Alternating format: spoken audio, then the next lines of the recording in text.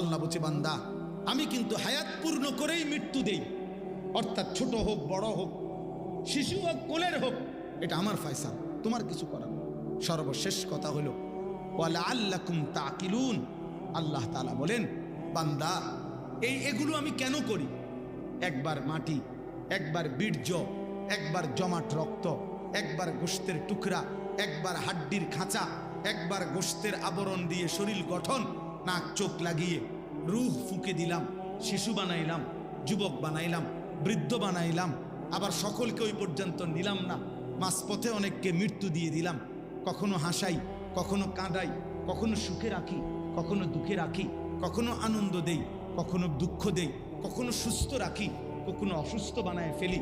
এমন কিছু করি কেন আমি? বলে আল্লাকুম তাকিলুন, তোমরা যেন বুঝতে পারো, তোমরা যেন বুঝতে পারো, তোমরা যেন বুঝতে পারো। আল্লাহ বলছে বান্দা